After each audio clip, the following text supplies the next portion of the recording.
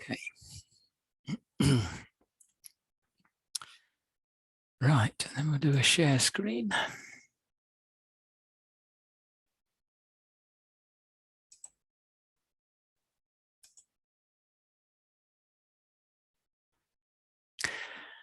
Okay, we're off and running. So for Unit 2, Task C, which the Unit 2 was the sort of the most substantial unit, I suppose. It was the core unit of the course, which is all about delivering training and education.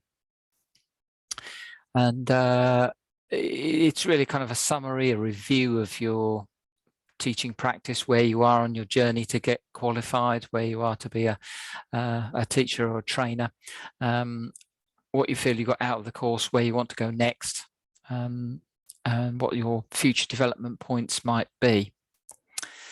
I've suggested that this is an old slide here, creating your 13th journal entry, which should be a 15th really today. This is the last session. There's two criteria for Unit 2 Task C. See them both on the screen there.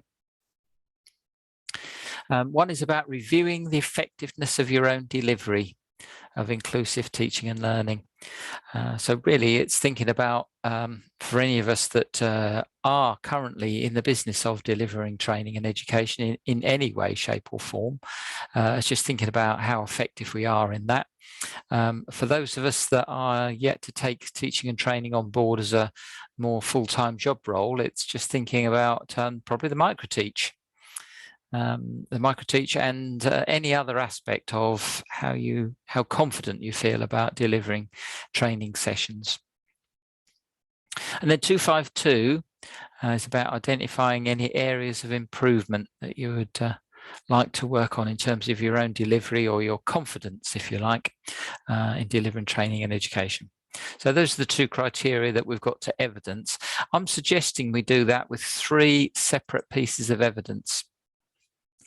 And this is where they're listed here. So your reflective journal, hopefully by the end of this session, you'll have your 15 journal entries. You might already have 15 journal entries in there.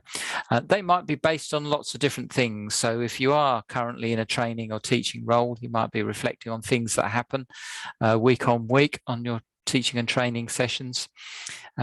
You might be reflecting on the teaching practice of others, so that if you're not currently in a teaching role, you might be reflecting on my teaching practice and how I deliver this course and how this course is gone. You might be reflecting on the micro-teach of other people within the group. So the lessons from this course, or anything that's remotely connected to the teaching of your subject. So you might be thinking about things that are happening that relate to your subject and your topic at the moment. So it can be lots of different sources, can be the stimulus for those journal entries, but they all should come back. Ultimately, your reflection should come back to how might that impact on my own teaching and training practice. So that'll be one piece of evidence, your 15 journal entries. You then should have stored somewhere, hopefully, way back from week 3 through to week 5, we did the micro-teachers, and hopefully you wrote up an account of your own 15-minute micro-teach, how you felt that went, what you thought about the feedback from your peers, and what you thought about the feedback from me. There is a form to do that. You can find it from OneFile Resources if you haven't got it for any reason, but I think we tried to complete it on the evenings that we delivered the micro-teachers. So there's that as evidence piece 2. And then finally, there's another Word document, which is a table. Download that again from resources. It's Unit 2 Task C. I think it's called Evidence 251 to 252. And complete that little table. It's a Word-based table. And that looks like, just a reminder there, 3 pieces of evidence: your reflective accounts from your micro-teach, your reflective journal, and your summative profile and action plan. 3 pieces of evidence. And the summative profile and action plan, the document that's called Evidence 251 to 252, looks like this. There are 3 boxes on it. There's obviously space there for your name at the top, and then the top box says what are my development, my overall development in terms of my strengths as a result of attending this training program? So if you like, perhaps in better English, you might say, what do you think you've got out of this course? How have you benefited from attending this course? And so that goes in the top box. And then the middle box is a little bit of a personal statement in terms of where do you feel you are now on the subject and the topics that you deliver? What might you want to do in the future? And then the final box, the action plan, is what aspects of my teaching and training practice do I want to develop further? How will I do this? So that might be by shadowing somebody else, that might be by using different resources, might be by practicing something you want to improve upon, might be by going on another course, or whatever's relevant to you. So 3 boxes there to complete. And that's pretty much it, really. So nothing too complicated. Let's just drop out of the screen share now and just really open it up to whatever questions you might have. I'll leave the recording on if you've got questions. And for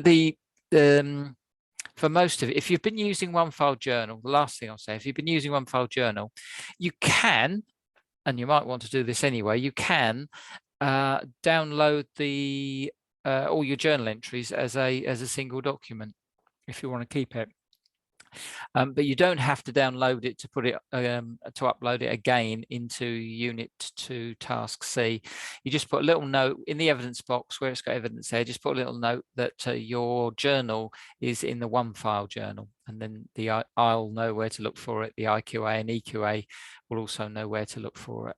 But the other 2 documents will be you will need to upload those. So that's it. Yes, I'll shut up now. Any questions, queries about that, or anything else about completing the course? I have a question, Gary. Oh, sorry. Sorry, Joanna. It's okay. You can go, Lauren. It's fine. I was just going to ask you, because the reflective account of the microteach I already put in with my reflective journal. So do I need to do just one more then? No, it can be part of the 15. Yes. I also forgot to mention, of course, when we did the micro teachers and you had to fill in peer feedback to send to other people, there was a box right at the very bottom that said, how can I use this for my own practice? And if you filled something that was meaningful in that box for your own development, you can use that as a reflective journal entry as well. Okay, fine, lovely. Okay, thanks. So shall I put in the evidence then about on OneFile Journal and for the reflective counts and for or should I just upload it again? No, if it's in your journal, that's fine. It can just stay there. Yeah. Okay, lovely. Yeah, because you can attach things to your journal, can't you? You can attach things to journal entries. Yeah. Brilliant. Thank you, Gary. Okay, no problem. Jemana. Yes, I was wondering, Gary, I have joined late maybe, and I have missed some lessons. Oh, okay. And I wasn't aware about the journal, reflective journals. So okay. I don't know what to do about that. And I haven't done much journal, so I don't know what to do. Right. Okay.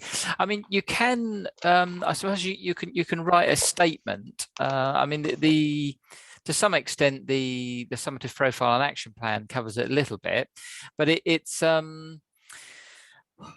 we need to do that is, I suppose, that we've provide evidence that we've been reviewing our ability to teach and train.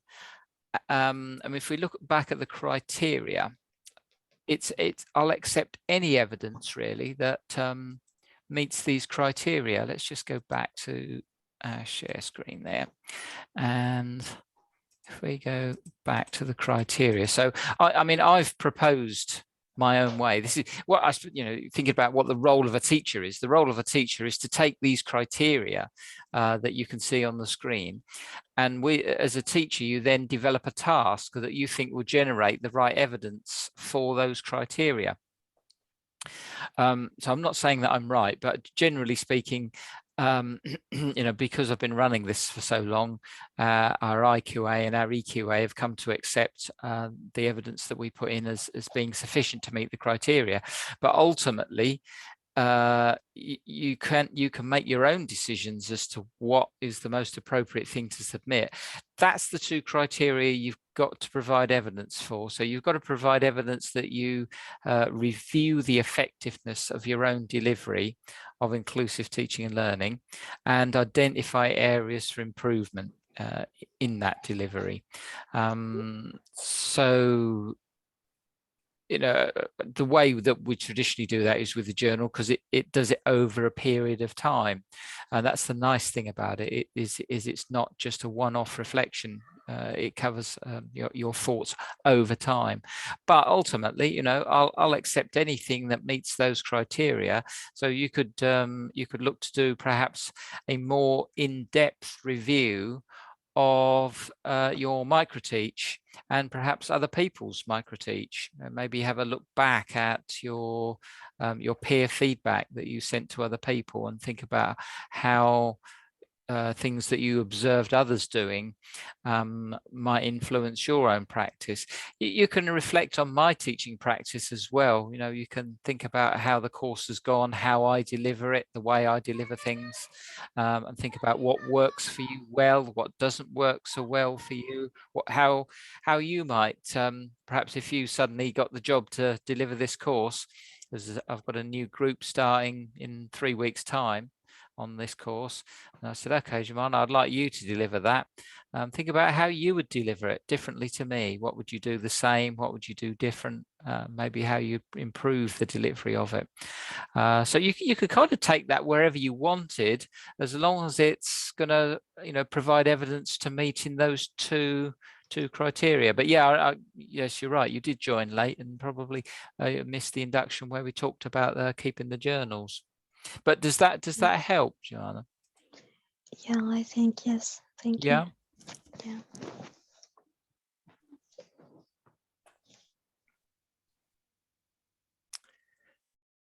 Okay. Anything else? That's it for me, Gary. That's Thank it. you. Okay. All right. I'll just stop the recording there at that point. I suppose the only other thing just to talk about is to